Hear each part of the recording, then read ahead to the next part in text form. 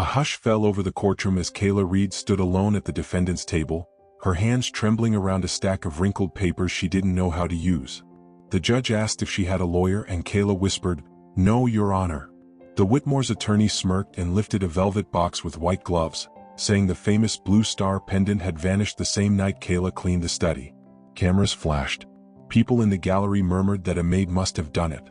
When the judge asked for her plea, Kayla swallowed hard. Before a word left her lips, the side doors burst open. An 8-year-old boy in a school blazer sprinted past the guards and grabbed the rail. "Stop," he cried. "Please stop. She didn't do it." The room gasped as they recognized him. Caleb Whitmore, the billionaire's son. "I saw something," he said, voice shaking. "I have to tell the truth. And right there, on that knife-edge moment, I need you to lean in with me. If you believe in truth winning, tap the like button so more people see this and tell me in the comments where you're watching from. Now let me show you how everything led to this moment." Kayla Reed was 27, small and quick, with kind eyes that made people put down their pride without knowing why.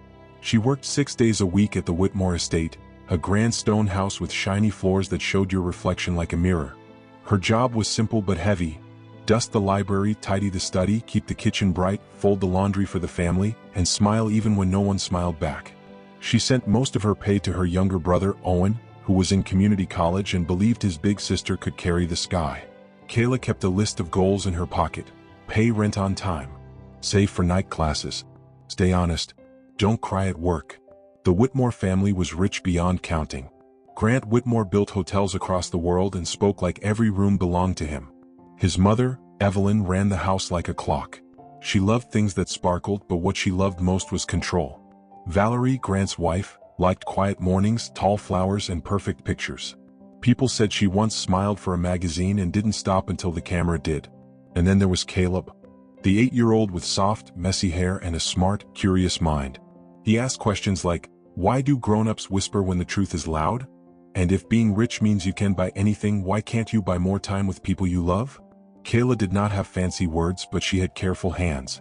She could lift a crystal vase, wipe each petal of dust, and put it back like nothing had ever moved. When Caleb fell off his scooter and scraped his knee on the patio, everyone shouted at once. Kayla went quiet. She washed the cut, pressed a cool cloth, and told a story about a strong lighthouse in a storm while his tears slowed down. After that, Caleb would look for her in the morning, hiding a half-smile behind his cereal spoon. He called her Miss K. The day before everything went wrong, a dinner was planned for rich guests and louder cameras. Evelyn wanted the blue star pendant displayed in the study's glass case because reporters were coming for a feature about old-world grace. The pendant was bright and sharp, a drop of sky caught in silver. Evelyn warned everyone, no fingerprints, no mistakes. The house manager, Mr. Benton, checked the case, clicked the lock, and wrote a note in a neat blue pen, secured, 3:10 p.m. Kayla cleaned the study last like she always did. She dusted the desk, the window frames, and the old books that smelled like rain. She avoided the glass case because of the warning. As she wiped the last shelf, she heard voices in the hall. Evelyn's tight tone and another voice, low and fast. The words didn't carry, only the feeling did. Then Valerie's heels came clicking, then pausing, then clicking again like someone thinking and walking at the same time. Kayla stepped back, checked the room, and left the study the way she found it. Quiet, tidy, perfect. Night fell and the dinner began. Laughter slid across the marble floor. When the first toast finished, Evelyn tugged on one silk glove and said, "Time for our little treasure." She got the key from a small safe in the butler's pantry and led the guests into the study. She smiled for the cameras, lifted the key and opened the case. The velvet was there. The little silver hooks were there. The pendant was not. The sound that came next was not a scream. It was a silence so deep that even the cameras forgot to click. "Call security," Mr. Benton said, blinking hard. Evelyn turned in one slow circle, looking for someone to blame the way clouds search for the tallest tree to strike. Her eyes landed on Kayla, who stood at the back with a tray of clean glasses. "You," Evelyn said, her voice cold. "You were the last person to clean this room." I dusted the shelves, ma'am," Kayla answered, heat rising in her face. "I didn't touch the case." "Everyone says that." Evelyn snapped her fingers. 2 guards stepped forward. Valerie watched with a strange stillness, holding the edge of the desk like it might float away. Grant frowned, talking into his phone, already solving the problem as if problems were stains he could scrub out. Caleb, standing by the doorway, squeezed the strap of his school backpack and looked at Kayla's eyes. He had seen those eyes stop storms. Security searched the room, then the hall, then the pantry. They found nothing. An officer arrived, took notes, and asked who had keys. "Only me," Evelyn said. "Only me." She lifted her chin as if the words themselves were proof. The officer asked who had been near the case. "The staff," Evelyn said, and the word staff fell like a trap. They searched Kayla's locker in the staff room. They searched her tote bag with the sunflower patch. They searched her coat pockets, her lunch container, even her little notebook of goals. They found nothing except a folded bus pass and a photo of Owen holding up his college ID with a proud grin. The officer nodded, kept searching, and wrote down everything anyway. When he finished, Evelyn said in a voice everyone could hear, "I will press charges." Kayla went home late that night, walking past windows that held warm light she couldn't enter. She kept seeing the open case in her mind, the way empty velvet looks like a mouth that wants to swallow you. In her apartment, she sat on the edge of the bed and told herself to breathe. Her phone buzzed.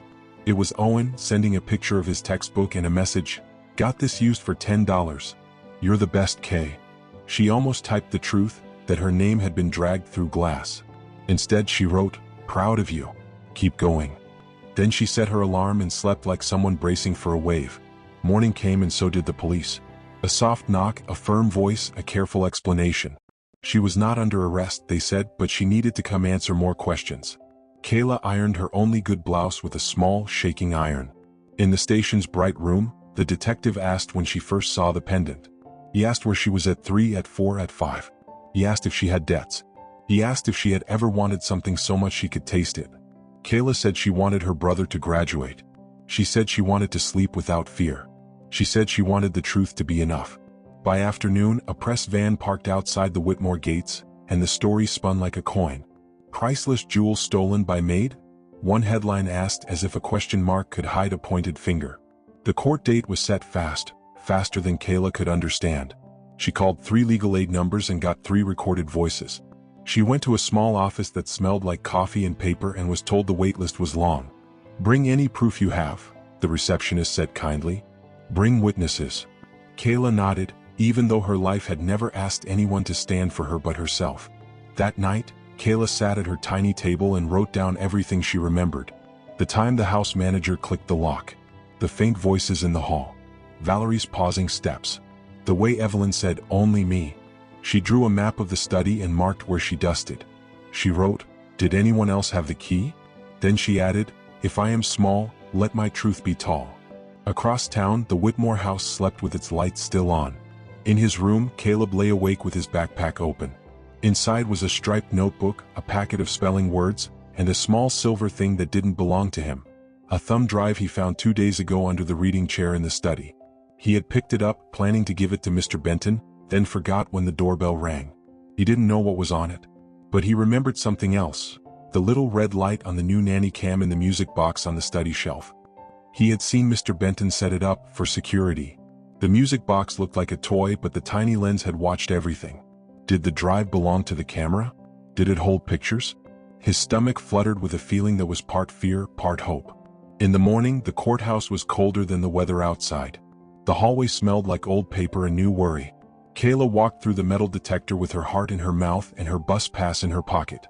She wanted to hold someone's hand, but her hands were busy holding themselves together. In the courtroom, the Whitmores sat in a row like a picture. Grant straight and clipped, Valerie neat and pale, Evelyn stiff with a pearl pin bright on her jacket. Their lawyer, Mr. Pike, opened a leather folder and laid out photographs of the empty case like trophies. The judge, a woman with steady eyes named Judge Lawson, asked Kayla if she understood the charges. Kayla nodded and said, "I didn't do this." Her voice shook but did not break. She asked for time to find a lawyer. The judge said the hearing would proceed today to review the evidence and decide about bail. "Tell the truth as clearly as you can," the judge said, not unkindly. Mr. Pike stood and spoke in smooth lines, telling a story that sounded complete. He said the pendant vanished between 3 and 6. He said only staff were near the study. He said the defendant admitted to cleaning that room. He said motive was easy to find because need makes people bold. He held up the velvet box and asked the court to look at the space where the stone had been. Space, he said, cannot lie. He passed around a list of staff that worked that day with Kayla's name circled. He said the Whitmore family asked for fairness, nothing more. When it was Kayla's turn, she walked to the small wooden stand and took a breath. She told the judge about dusting the shelves and not touching the case. She told her about the voices in the hall and the time on the clock and the way keys clicked. She said she had no debts bigger than a bus pass and a dream. She said she had never stolen anything, not even a story. She held up her little map of the study, the one she drew at her tiny table, and felt silly until the judge asked to see it. Judge Lawson studied the lines and the notes and said, "You are very careful." Kayla nodded and gripped the rail. Evelyn took the stand next. She said the pendant had been in her family for years and never left her control. She said she kept the key in the butler's pantry safe and only removed it for special moments. She said she expected loyalty and had received betrayal. She did not look at Kayla when she said the last part. Valerie followed, eyes glistening at the edges. She said the house felt less safe since the theft. She said she trusted the systems they had in place. She said she hoped for a quick end to the pain. Grant spoke too, brief and firm. He said loss teaches lessons no one asks for. He said the public must know the truth. He said their home would protect itself. When Mr. Pike asked if any staff had seemed unusually anxious, Grant hesitated, then said Kayla had asked to leave early once last week because her brother was sick. The lawyer let the word sick hang there, like it meant something it didn't. Through all of this, Caleb sat small and straight on the bench, his backpack between his shoes. He watched his father's jaw, his grandmother's pin, his mother's hands twisting a tissue. He watched Kayla's back, the way she stood like a person who didn't want to fall on anyone. He looked at the thumb drive in his palm under the bench, hidden by the fabric of his blazer. His heart thumped. He knew secrets could be heavy. He knew carrying them could crush the wrong person. Judge Lawson asked if there was any more evidence. Mr. Pike said they had a timeline and statements from staff, which he slid forward. The judge read quietly. She asked if there were cameras in the study. Mr. Pike said no, not in private family rooms. Mr. Benton, the house manager, raised a careful hand. "We did place a new device as a trial," he said, glancing at Grant, then at Evelyn. "A music box with a small lens. It was meant for a different room, but I tested it in the study 2 days before the event. I did not check it again the day of the dinner. I forgot." Evelyn's eyes narrowed and the room shifted, like a chair scraping across a silent floor. "Where is the footage from that device?" Judge Lawson asked. Mr. Benton tapped his jacket pocket, then his briefcase, then looked lost. "I thought I had the memory drive, Your Honor," he said. "But it isn't here. I'm sorry." "Convenient," Mr. Pike said lightly, as if he were joking but wasn't. "Perhaps it never recorded." Kayla's fingers tightened on the rail. If there were pictures, they could clear her. If there were pictures, they could show hands and keys and steps. She turned and scanned the gallery like the answer might be hiding in plain sight. That was when Caleb stood. He didn't wait for permission. He didn't wait for a nod from his father or a warning look from his grandmother. He ran forward and gripped the wooden bar. "Your Honor," he said, voice shaking but strong, "I think I have the pictures."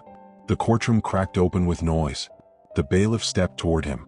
Judge Lawson lifted a hand, and the room quieted like wind calming after a shutter slams. "Come here, young man," she said gently. "Tell me your name." "Caleb Whitmore," he said. "I live at the house. I have found this." He held up the small thumb drive. His hand was sweaty and it slipped, but he caught it with both palms like a tiny bird. Evelyn's face went white, then red. "Caleb," she said through her teeth, "give that to Mr. Pike." Grant stood halfway as if to gather his son back to the bench. Valerie pressed her hand flat on the table and whispered something no one heard. Judge Lawson nodded to the bailiff, who took the drive and brought it to the clerk. The clerk set it by the computer like a puzzle piece. "We will need to verify this properly," the judge said. "But if it is what you say, it belongs in evidence." Caleb swallowed and kept going, because courage sometimes means you speak before your fear remembers your name. "There's more," he said.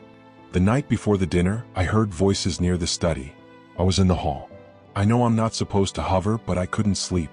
I heard my grandma say, 'Only me,' and I heard Mr. Benton say, 'Yes, ma'am.' I saw a key on a ring in her hand. And I saw," he hesitated, eyes flicking to Valerie. "I saw Mom standing there too, holding the velvet box, but the case was still locked. She looked scared. She kept saying, 'This is too much.' Grandma told her to smile." Every head in the courtroom turned. Mr. Pike cleared his throat and said the boy was confused. Children mix up days. Children imagine. Children repeat things they don't understand. But he said it softer than before. Kayla's knees felt weak, like the floor might disappear. She gripped the rail and held herself upright. She didn't want the boy to carry her weight. She wanted the truth to carry itself. Judge Lawson leaned forward. "Caleb," she said, "you have done a brave thing by speaking. But we need facts. This drive may help. We will recess for 15 minutes while my clerk checks whether the device contains valid footage. Do not leave the building." The gavel touched wood. People stood. The room hummed. Caleb backed away, his face pale and proud and afraid all at once. Grant reached for him, but Caleb slipped around his arm and went to the hallway, where he stood by the water fountain and stared at his shoes. Valerie followed slowly, her hand on her necklace, her eyes glossy as if walking through fog. Evelyn stayed in her seat, her knuckles white, the pearl pin blazing like a small moon no one could touch. Kayla stepped into the corridor and leaned against the cool wall. Her breath came in short, careful sips, like she was trying not to use up the air. People passed in pockets of whispers. Mr. Benton approached, his tie slightly loose, his face tired. "Miss Reed," he said, voice low. "I didn't know the boy had it. I should have checked the box again. I should have." "It's okay," Kayla said, surprising herself. "Just tell the truth, sir." He nodded, eyes wet, and stepped back as Evelyn's heels clicked toward them like small hammers. "Miss Reed," Evelyn said, "enjoy this little show while it lasts." Her smile was thin. "We are not done." Kayla lifted her chin. She thought of Owen and his $10 book. She thought of a lighthouse in a storm. She thought of how truth can be small and still split the sea. "Neither am I," she said. Down the hall, Caleb stood by the window, hands in his pockets. Valerie rested her palm on his shoulder. "Are you mad?"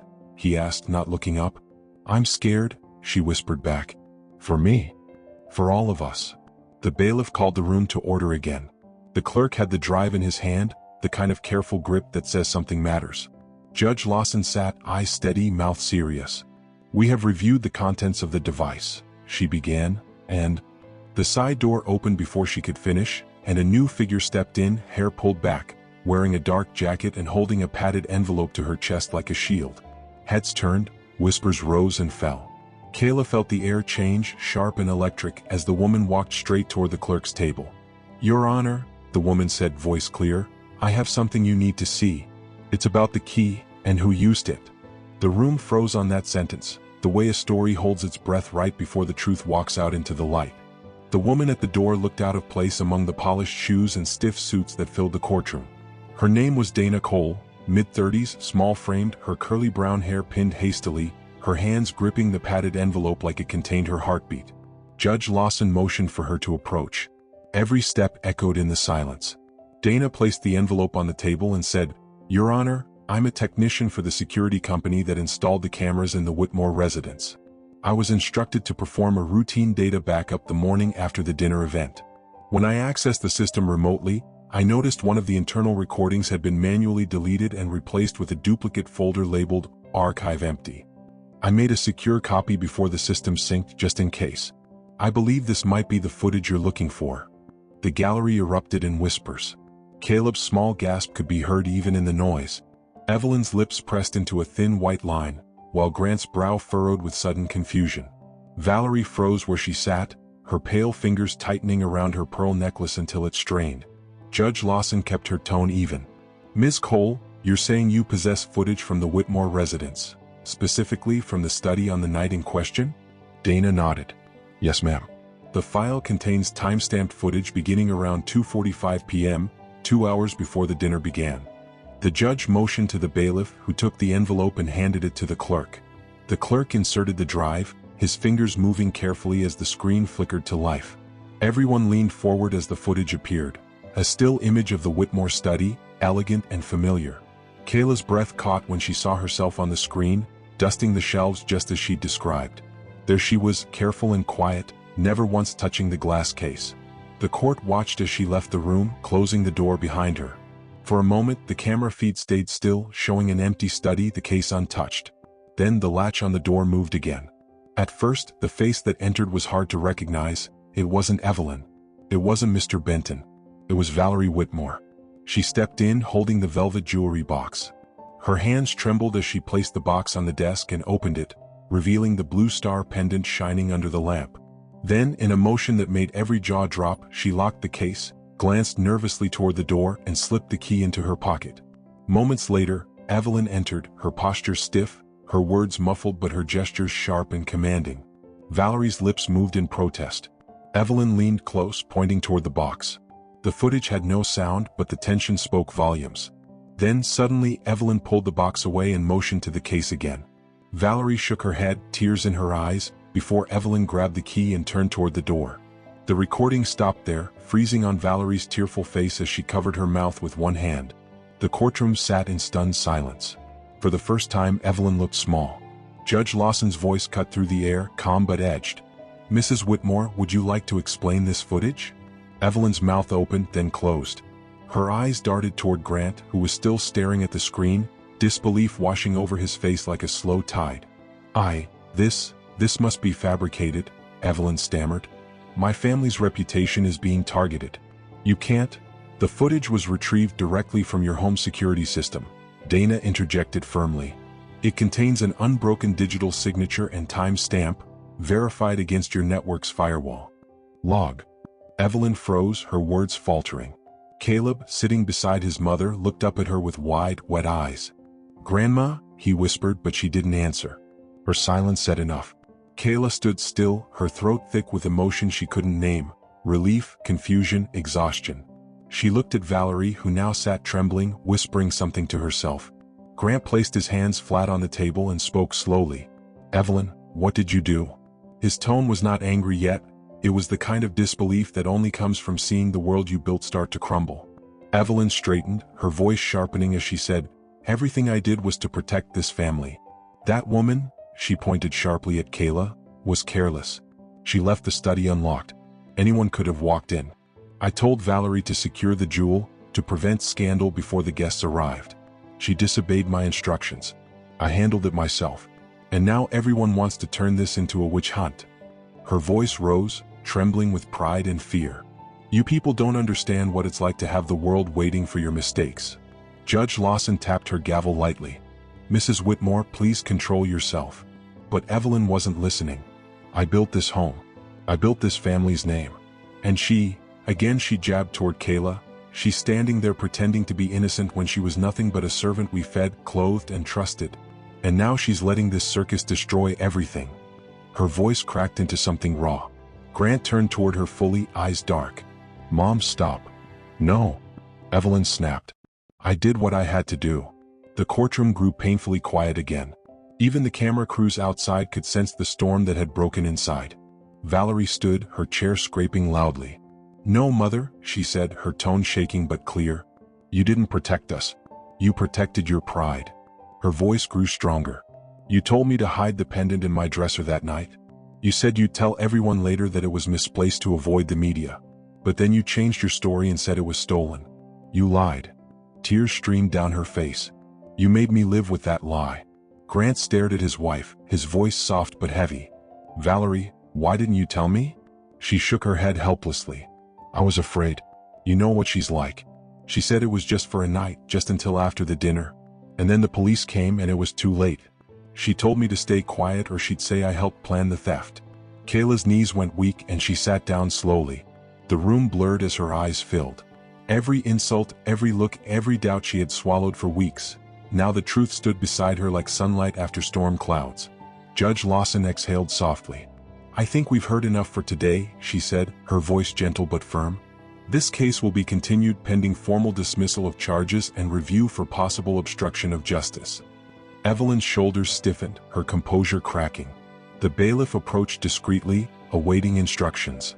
The judge continued, "Mrs. Whitmore, due to the evidence presented in your own statements, you are hereby remanded pending inquiry for interference with an ongoing investigation."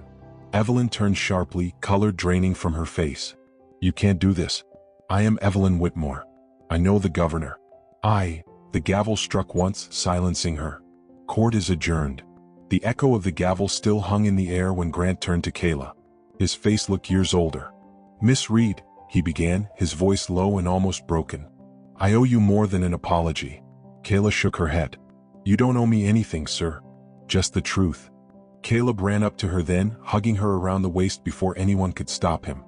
"I told them you didn't do it," he said, his voice muffled against her dress. Kayla knelt and hugged him back, tears spilling freely now. "I know, sweet boy," she whispered. "Thank you for being brave." Outside the courthouse, cameras flashed again, but this time their lenses captured a different story. Reporters shouted questions, but Grant shielded Kayla with his arm as security guided them to the car. Valerie followed behind, still crying softly, her steps uncertain. Evelyn was escorted out through a side exit, her pearl pin gone, her pride unraveling faster than her words. The headlines would read differently tomorrow. Billionaire matriarch accused of framing Maid. Hidden truth behind the Blue Star scandal. But none of that mattered to Kayla as she stepped into the sunlight for the first time in weeks without fear in her chest. She lifted her face toward the sky, breathing in freedom like it was something she had forgotten existed. Later that evening, the Whitmore mansion stood strangely quiet. The lights were dimmed, the air heavy. Grant sat in his office, staring at the family portrait on the wall, the one where everyone smiled even though half of them hadn't meant it. Valerie entered quietly, setting down a cup of untouched tea. "She'll be processed tonight," Valerie said softly. Grant nodded without looking up. "I don't even know what to feel." Valerie sat opposite him, her voice small. "I tried to tell her to stop years ago. She said appearances were everything." Grant sighed deeply. "Maybe that was our biggest mistake, believing her." Down the hall, Caleb sat on the staircase, listening. His eyes found the faint shadow of Kayla's cleaning cloth still folded on the side table. He picked it up, held it to his chest, and whispered, "I'm sorry." Meanwhile, in her small apartment, Kayla packed her few belongings into a neat pile. Her phone buzzed constantly, calls from news outlets, messages from strangers offering sympathy.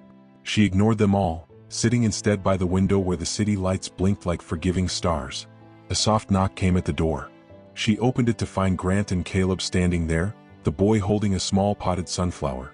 "It's from me," Caleb said shyly. "For your window." Grant cleared his throat, his tone careful. "Miss Reed, Kayla, we understand if you want to leave all this behind, but I'd like to offer something different. Not pity. A chance. My wife and I are funding a community outreach foundation to support domestic workers wrongfully accused or mistreated. We'd be honored if you'd help lead it. You don't owe us an answer tonight." Kayla blinked, speechless for a moment. "I don't know what to say," she murmured. Grant smiled faintly. "Just say yes when you're ready." He placed a business card on the table, tipped his head respectfully, and left. Caleb lingered for a moment longer. "You were my friend when no one listened," he said. "I'll never forget that." Then he turned and followed his father down the hall. Kayla looked at the sunflower on her windowsill. Its petals tilted toward the faint moonlight, stubbornly alive. She sat down and let herself cry, not from pain this time but from something lighter. She whispered, "Thank you, not to anyone in particular, but maybe to everything that hadn't broken her completely." But peace has a strange way of being interrupted. The next morning, while Kayla was making tea, her phone rang again, this time an unknown number. She hesitated before answering. "Miss Reed?" a man's voice said. "This is Officer Keller from the District Investigation Bureau. I wanted to inform you we've uncovered something new in the Whitmore case. There's a second recording from a different camera in the hallway leading to the study. It shows someone else entering the room after Evelyn left.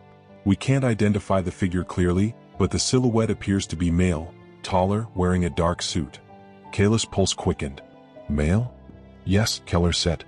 "We believe someone else was involved. The pendant wasn't recovered in the mansion or Evelyn's possession. We may need your statement again soon." He thanked her and hung up before she could ask more. Kayla sat still, the steam from her mug curling upward. Someone else. The thought replayed like a whisper. If Evelyn had orchestrated the blame, who had taken the jewel itself? And why? Across the city, in a quiet penthouse office overlooking the skyline, Grant Whitmore poured himself a glass of scotch, his hand trembling slightly. On his desk sat an open drawer, and inside, wrapped in velvet, gleamed the Blue Star pendant. He stared at it for a long time, expression unreadable. The clock ticked softly. After a while, he locked the drawer again and leaned back, his reflection dark in the glass window. The truth had freed one woman, but it had not yet finished telling its story. Night fell over the city like a closing curtain, and in the Whitmore mansion, silence became louder than any apology. The staff had been dismissed early. Reporters waited outside the gates, their camera lights flickering through the iron bars like restless stars. Inside, Grant Whitmore stood at the tall window of his study, one hand buried in his pocket, the other tracing slow circles along the glass of his untouched drink. On the desk behind him, the drawer remained locked, but the secret inside it burned like fire. He had tried all evening to convince himself that keeping the pendant was harmless, that he had taken it from Evelyn's safe only to protect the family's assets, while chaos unfolded. But lies, even the smallest ones, begin to rot when left in the dark too long. The truth pulsed under his skin like a second heartbeat. In another part of town, Kayla Reed lay awake on her small couch, the sunflower Caleb had brought resting by the window. Its yellow petals glowed faintly in the streetlight, reminding her of the warmth she'd seen in that boy's eyes, the same warmth she feared the world might one day crush. Sleep wouldn't come. Every time she closed her eyes, she saw the judge's gavel, Evelyn's fury, and Grant's unreadable face. Freedom should have felt like wind after a long storm, yet something about the ending still felt incomplete, as if a door had been left slightly open somewhere in the story. She rose, wrapped herself in a sweater, and stepped outside for air. The city hummed quietly. Across the street, a man sat in a parked sedan, the engine off, a newspaper on his lap. He wasn't reading. He was watching her apartment. At first, Kayla thought she was imagining it. The street was dim, the hour late. But when she turned to go back inside, she caught the faint red blink of a dashboard light. Her stomach tightened. She drew the curtains, locked the door, and whispered to herself, "You're safe now." But her own voice didn't sound convinced. At that same hour, Valerie Whitmore sat in the guest room, staring at her reflection. The events of the courtroom replayed endlessly in her mind. The footage, her confession, the look on her husband's face when he realized how long she'd been silent. Shame curled around her like smoke. Grant had barely spoken to her since they returned home. He had locked himself in the study, claiming business calls, but she had heard no voice but his. Part of her wanted to believe the worst was over. Another part of her knew families like theirs didn't heal quietly, they simply hid their wounds behind prettier curtains. The next morning broke pale and cold. Kayla woke to a knock at her door. When she opened it, Detective Keller stood there, hat in hand, his eyes sharp but kind. "Miss Reed," he said, "I know it's early, but we've got a situation. We've reviewed the secondary camera footage from the Whitmore residence. I'd like you to come down to the station and identify something." Kayla's pulse jumped. "Is it about Mrs. Whitmore?" she asked. Keller shook his head. "No, ma'am. It's about someone else entirely." At the station, Keller played the grainy hallway recording on a monitor. The timestamp showed nearly midnight, hours after the dinner. The angle was poor, the light dim, but a tall man in a dark suit could be seen entering the study.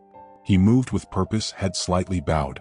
When he came back out, something small and wrapped in cloth was tucked under his arm. The camera caught only half his face as he turned, sharp jawline, neat hair, eyes lowered. "Do you recognize him?" Keller asked quietly.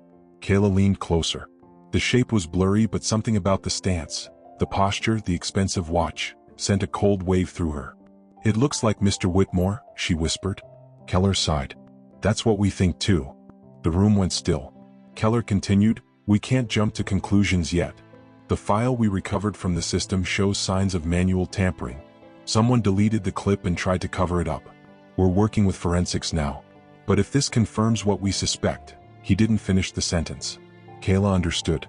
She stared at the frozen image of the man who had defended her in court, who had shielded her from reporters, who had offered her a job to help others.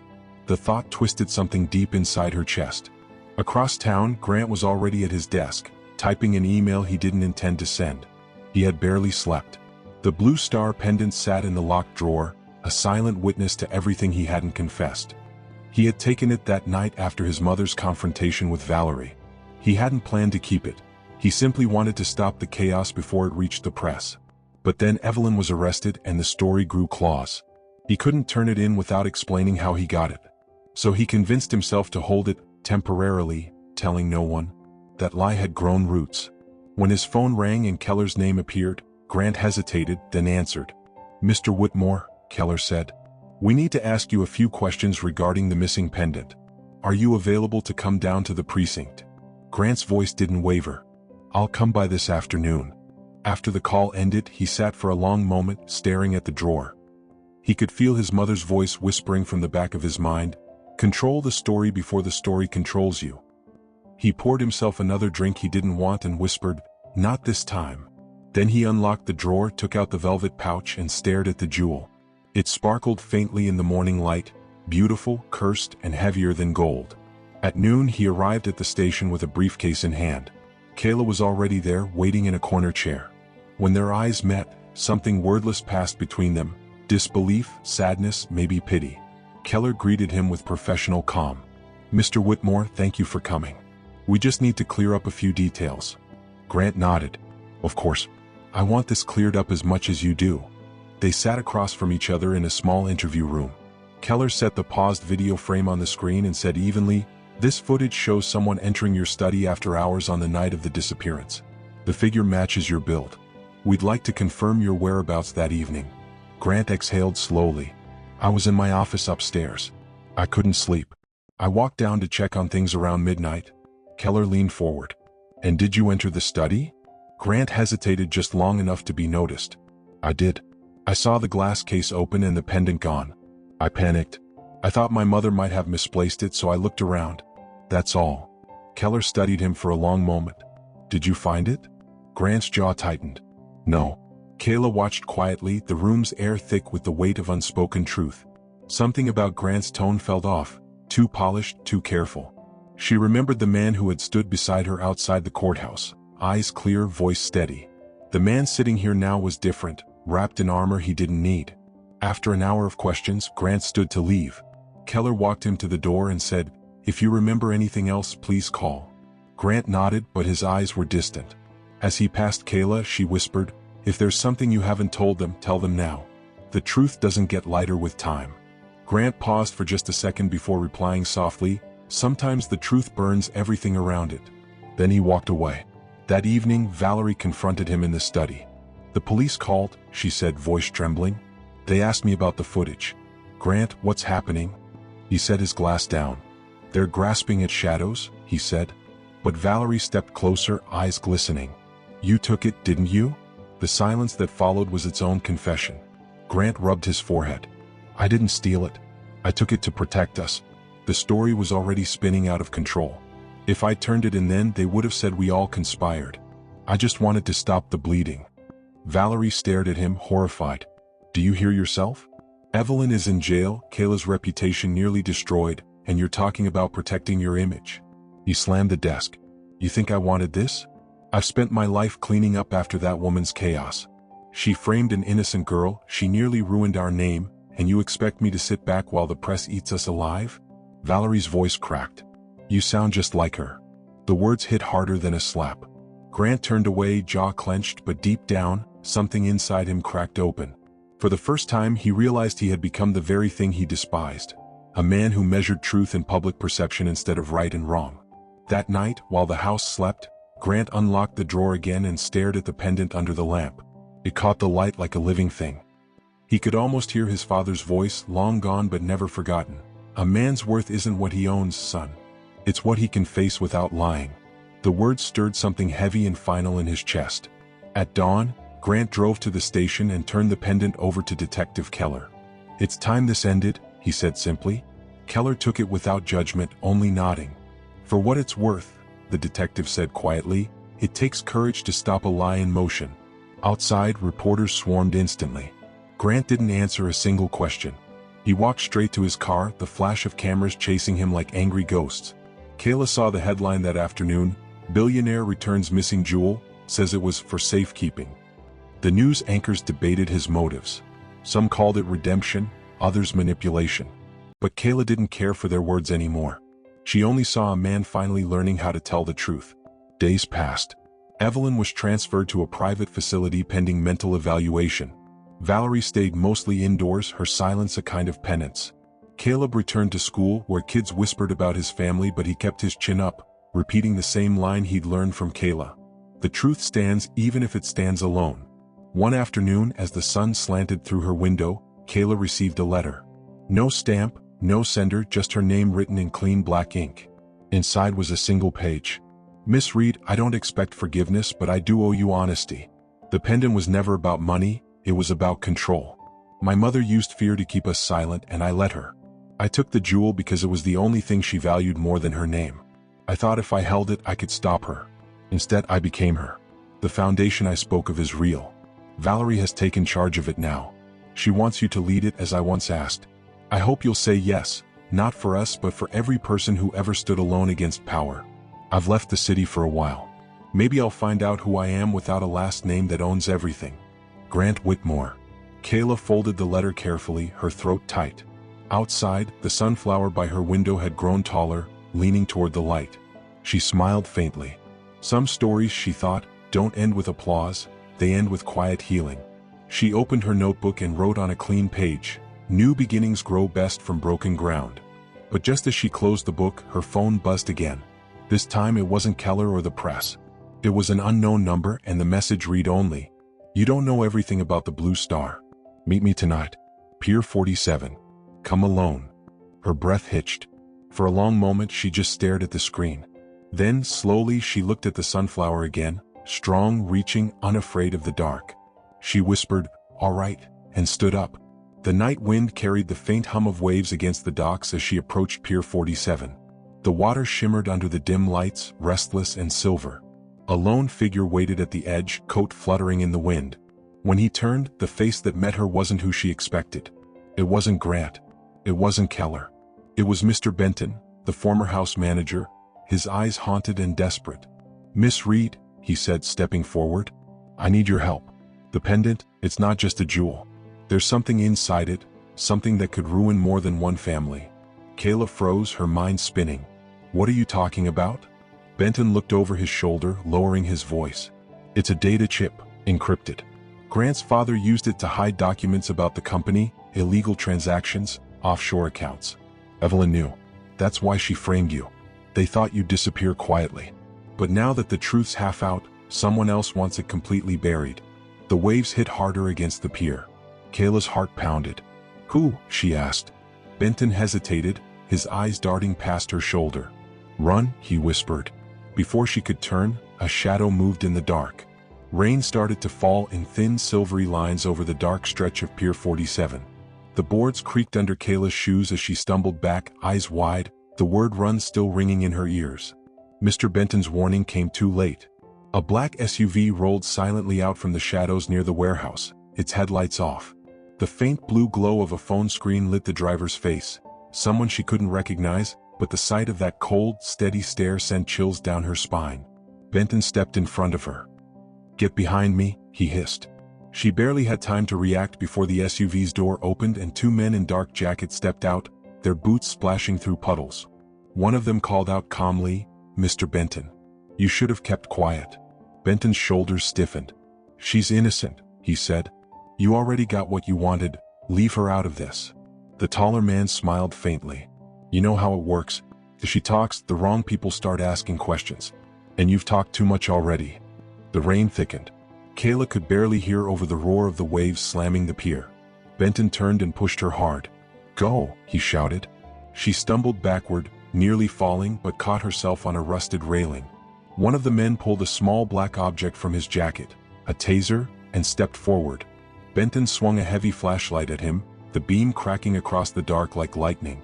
The taser sparked, and in the chaos Benton shouted, "Run to the police station, tell Keller." Kayla turned and ran. Her shoes slapped against wet pavement, breath sharp in her throat.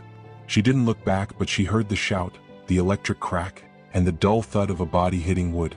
Her stomach clenched, but her legs didn't stop. By the time she reached the street, headlights blurred her vision. She waved frantically at a passing taxi. "Station downtown," she cried, slamming the door behind her. The driver barely nodded, his eyes wide at her soaked, trembling form. At the precinct, Keller was still in his office, reading through files when Kayla burst in. Her voice shook as she explained everything, the message, the pier, Benton's warning.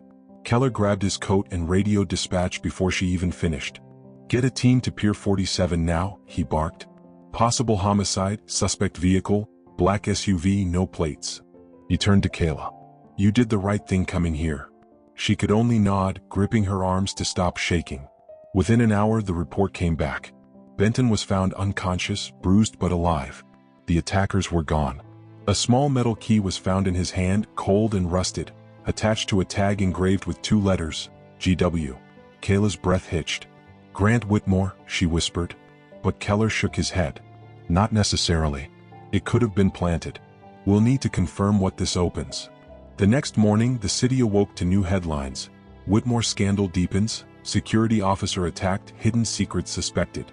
The story spread like wildfire, and once again, Kayla found herself dragged into it by association. Reporters waited outside her apartment. She didn't answer their questions, didn't open the door, didn't even draw the curtains. She only prayed Benton would wake up and explain what he meant by something inside the jewel. Meanwhile, at the Whitmore mansion, Valerie sat at the breakfast table reading the same headlines. The house was unnervingly quiet. Evelyn gone, Grant withdrawn, Caleb at school trying to forget everything. She heard soft footsteps and looked up. Grant entered, face pale, eyes hollow from another sleepless night. "I saw the news," he said quietly. "Benton was attacked." Valerie set down her cup. "Grant, please tell me you had nothing to do with that." He didn't answer right away. Instead, he walked to the window watching rain streak the glass. "Someone's trying to bury the truth," he said finally. "And maybe my father's company has deeper roots in this than any of us thought." He turned toward her, his expression tired but resolute. He hid documents years ago, transactions, offshore deals, political donations. If those files are in that pendant, then we're standing on the edge of something much bigger than family reputation. Valerie's voice dropped to a whisper. "You think your mother knew?" He nodded slowly. "She always knew. She just didn't think anyone would ever dare look." Hours later, Keller called Kayla into the precinct again. "Benton's awake," he said. "He's in a protected hospital wing. He's asking for you." She followed him through narrow corridors until they reached the small room where Benton lay, pale but conscious, a faint bruise along his jaw. When he saw her, his lips curved into a weak smile. "You made it out." "Who were those men?" Kayla asked softly. He swallowed hard. "Old company security. They used to handle sensitive matters for the Whitmore Group. Years ago, when Grant's father was alive, he paid them off to hide financial evidence inside a jewel, the Blue Star. It wasn't just decoration. It was a data drive disguised as a gem. Evelyn found out later but couldn't access the files. When she realized it could destroy their empire, she faked the theft and blamed you. She thought the scandal would make the files disappear from scrutiny." Kayla frowned. "Then why attack you now?" "Because I copied the contents last week," Benton whispered. "I didn't trust them. I sent a copy to someone I knew would protect it if I didn't make it through." "Who?" His eyes fluttered closed for a moment, breath shallow. "Check the name. Caroline Trent. She used to work for the company, legal counsel. She left after she found out about the offshore accounts. She lives in Riverview Apartments, Unit 6B. He coughed, wincing. "Tell Keller. And be careful. They won't stop." Later that night, Keller and Kayla drove together to Riverview Apartments. The rain had eased, leaving the streets slick and glistening. They knocked 3 times before the door opened. A woman in her 50s peered out cautiously. "Detective?" she asked, recognizing Keller's badge. Her gaze shifted to Kayla. "You must be the maid." Kayla nodded. "Please, we need to talk about the Blue Star." Caroline hesitated, then stepped aside. Inside, stacks of files and boxes covered the floor. "I figured this would happen eventually," she said. "Benton reached out a few days ago. He said the files might finally see daylight. I have what he sent." She opened a folder and slid a small flash drive across the table. "This contains everything, the old contracts, illegal payments, shell companies tied to foreign politicians. If this goes public, the Whitmore Group collapses overnight." Keller stared at it grimly. "Then we'd better secure it properly." But before he could move, the apartment door burst open. A masked man lunged inside, swinging a metal pipe. Keller tackled him instantly, shouting, "Go!" Kayla grabbed the drive and bolted through the kitchen. Behind her, a crash echoed, glass breaking, a struggle, Keller shouting. She ran down the back stairs, heart pounding so loud it drowned the city's noise. When she reached the alley, she ducked behind a dumpster and called Keller's phone. No answer. Only silence. She clutched the drive, shaking. The world had turned into one long nightmare she couldn't wake from. She didn't know where to go, but one name surfaced in her mind, Grant Whitmore. If anyone had the power to stop the people behind this, it was him. But could she trust him again? Still, she had no choice. She took a taxi straight to the mansion. When she arrived, the gates were locked and the guards hesitant, but one recognized her face from the news. "Mr. Whitmore's in the study," he said reluctantly. "Go through the side door." Grant looked up when she entered, surprise flickering across his face. "Kayla?" She stepped forward, dripping rain onto the carpet. "I need you to listen. This isn't over. The Blue Star, there's more inside it than you think." She told him everything, Benton, Caroline, the attack, the drive. Grant's face paled as she spoke. When she finished, he ran a hand through his hair. "So it's true," he murmured. "My father's crimes, the cover-ups, all of it." Kayla placed the flash drive on his desk. "You can still fix this. Turn it over to Keller. Tell the truth before someone else buries it." Grant stared at the drive, the weight of generations pressing on him. "If I release this," he said quietly, "thousands of people lose jobs. Investors, employees, families, they all pay for what my father did." Kayla met his eyes. "And what about the people who already paid for his lies?" Her words hung in the air. Outside, thunder rolled again, slow and deep. Grant stood up suddenly and walked to the window. "My father used to tell me our name was built on strength. But it was built on silence." He turned back to her. "You're right. No more silence." He picked up the phone and called Keller directly. "Detective, I have something for you. Come now, but no press." Within the hour, Keller arrived, bruised but alive, and took the flash drive into custody. "We'll verify everything," he said. "If this holds up, your father's empire will face federal charges." Grant nodded. "Let it." 2 days later, the story broke nationwide. Whitmore legacy exposed, massive fraud uncovered through hidden data drive. Stocks plummeted. Investigations opened. Evelyn, still under house arrest, was transferred to federal custody. Grant resigned publicly from the company, citing moral responsibility. Valerie stood beside him at the press conference, her voice shaking but strong as she said, "Truth must come before wealth." The aftermath was chaos. Lawsuits, protests, endless media noise. But through it all, Kayla stayed quiet. She didn't crave attention. She only wanted peace. Keller visited her once more, handing her a sealed envelope. "From Grant," he said. Inside was a check large enough to change her life, and a short handwritten note. "For every night you cried alone, for every lie you faced alone, this is not payment. It's acknowledgement. You reminded me that integrity still exists in this world. I hope you use this to build something better, maybe that foundation we talked about. Thank you for saving more than a name." Grant. Months passed. The storm of headlines slowly faded.